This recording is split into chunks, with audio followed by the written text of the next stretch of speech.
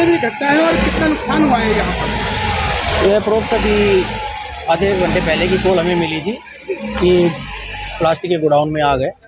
पर सीन पे पहुंच के देखा कि यहाँ पे एक मकान के अंदर ग्राउंड फर्स्ट सेकंड फ्लोर के ऊपर वेस्ट मटेरियल जो था फोम का, उसमें फायर थी। ये रेजिडेंसी एरिया के बीच में 100 का ग्राउंड प्लस 3 का मकान था।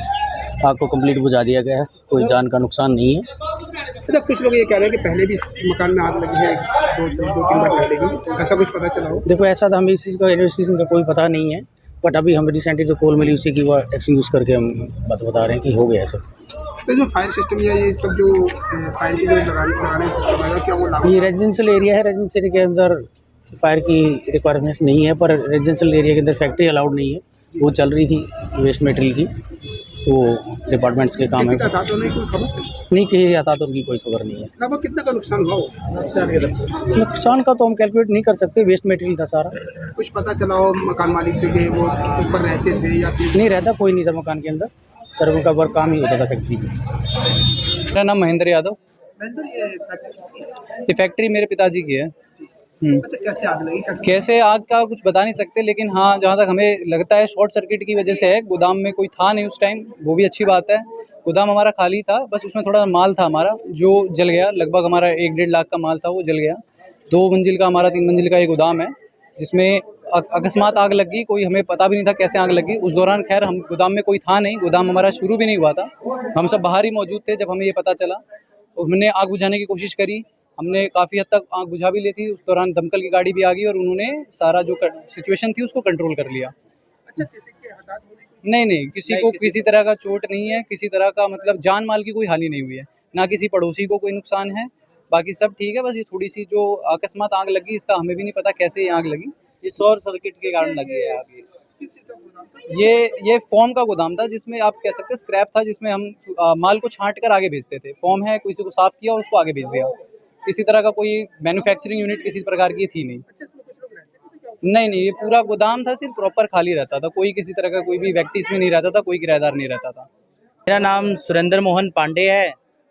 मैं क्षेत्र में ही रहता हूँ। क्या कहेंगे जिस तरीके से अभी आपने देखा? आग ये शॉर्ट सर्किट के कारण आग लगी थी। हम सभी पड़ोसियों ने समरसीबल के द्वारा जिससे जो प्रयास हुआ उसके द्वारा आग को कंट्रोल किया गया।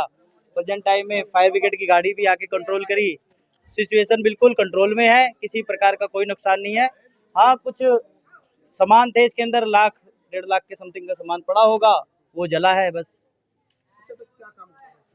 इसमें ये स्क्रैप रखे हुए थे, जो फोम के जो ये डस्ट जो होते हैं, इन सब चीज़ के स्क्रैप रखे हुए थे, तो उसमें बता रहे हैं शॉर्ट सर्किट से ही लगा है आग।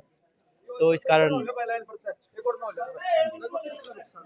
और ये समथिंग 100 गज का मकान है ये। इसमें सारा माल स्क्रैप का ही रखा जाता था, फोम का रखा जाता। कोई व्यक्ति तो रहता नहीं था, है बस सामान रख रखा था। और शॉर्ट सर्किट के कारण ये आग लगी। और कुछ ऐसा मटेरियल था, ये आग थोड़े से चक्कर ज़्यादा फैल गई थी। ये समथिंग 10:30 बजे की घटना है।